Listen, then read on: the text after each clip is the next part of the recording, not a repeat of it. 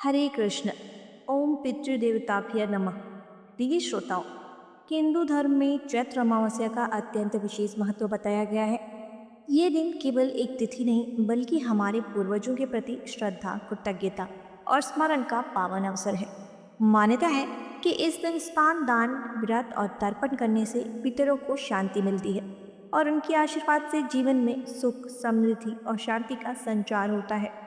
कहा जाता है कि जो व्यक्ति श्रद्धा भाव से चैत्र अमावस्या का व्रत करता है और पितरों का तर्पण करता है, उसके 7 पीढ़ियों तक के पूर्वजों का उद्धार होता है और जीवन के अनेक कष्ट स्वतः दूर होने लगते हैं। आज की इस विशेष प्रस्तुति में आप सुनेंगे चैत्र अमावस्या की पावन व्रत कथा और पितृ महिमा से जुड़ी दिव्य बातें। यदि आप इस कथा को श्रद्धा से सुनकर इसका पुण्य अपने पितरों को अर्पित करते हैं तो यह उनके लिए मोक्षदायक माना जाता है। चलिए शुरू करते हैं चैत्र अमावस्या व्रत कथा। प्राचीन समय की बात है, एक नगर में एक पराक्रमी राजा राज्य करता था। उसकी रानी अत्यंत धार्मिक, सरल और श्रद्धालु स्वभाव की थी। वह हर अमावस्या को विधि विधान से व्रत रखती, दान करती और भगवान का पूजन करती थी। राजमहल के सामने ही एक धनवान साहूकार की हवेली थी। समय के साथ रानी और साहूकार की पत्नी में गहरी मित्रता हो गई। दोनों एक दूसरे से अपने सुख दुख साझा करती थी। एक दिन रानी ने देखा कि साहूकार के घर से रोने की आवाजें आ रही है। जब वह वहां पहुंची तो पता चला कि साहूकार के इकलौते पुत्र का देहांत हो गया है। पूरा घर शोक में डूबा हुआ था। ये दृश्य देखकर रानी के मन में एक प्रश्न उठने लगा, आखिर पुत्र वियोग का दुख कैसा होता है। जब उसने ये प्रश्न राजा से किया तो राजा ने कहा, इस दुख को शब्दों में नहीं समझाया जा सकता। इसे वही समझ सकता है जिसने इसे भोगा हो। रानी का मन बहुत सरल था। वह इस बात को समझने के लिए इतनी आतुर हो गई कि उसने अपने ही पुत्र को गोद से नीचे रख दिया, ये सोचकर कि शायद वह उस दुख को अनुभव कर सके। लेकिन ईश्वर की कृपा से बालक को कुछ भी नहीं हुआ। अब भी रानी का प्रश्न बना रहा। राजा ने फिर कहा, जब मैं युद्ध में जाऊंगा और यदि मेरी मृत्यु का समाचार तुम्हें मिलेगा तब तुम इस दुख को समझ सकोगी। समय बीता, युद्ध हुआ, लेकिन रानी के व्रत और प्रार्थना के प्रभाव से राजा सकुशल लौट आया।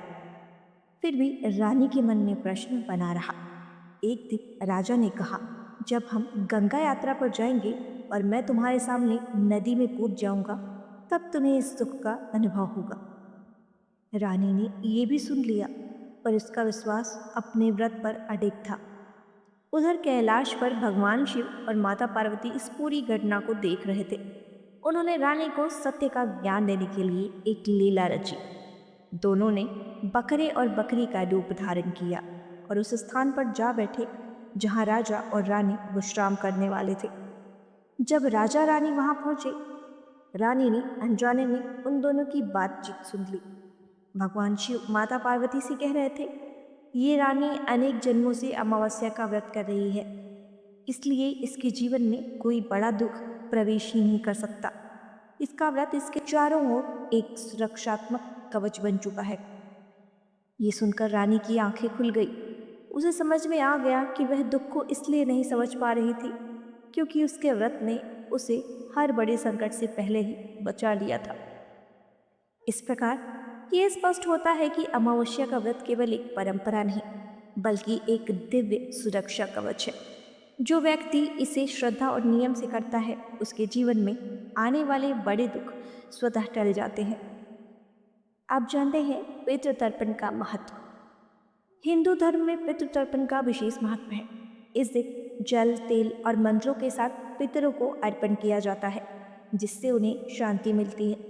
ये केवल एक कर्मकांड नहीं बल्कि अपने पूर्वजों के प्रति कृतज्ञता व्यक्त करने का माध्यम है। अब सुनते हैं एक दूसरी कथा। एक बार देवताओं की सभा में भगवान शिव ने एक पक्षी को देखा। उस पक्षी को लगा कि उसकी मृत्यु निकट है। गरुड़ उसे बचाने के लिए दूर ले गए, लेकिन वही स्थान उसकी मृत्यु का निर्धारित स्थान था। इससे यह शिक्षा मिलती है कि मृत्यु निश्चित है, उसे कोई टाल नहीं सकता, लेकिन धर्म और भक्ति जीवन को सार्थक बना सकते हैं। भगवान कहते हैं जो मुझे सच्चे भाव से बचते हैं वे माया को पार कर जाते हैं।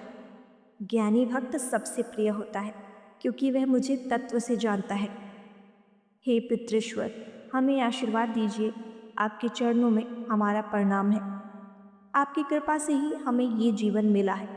आप ही हमारे रक्षक हैं और आप ही हमारे मार्गदर्शक हैं। जो भी श्रद्धा से आपका स्मरण करता है उसके जीवन के सभी संकट दूर हो जाते हैं।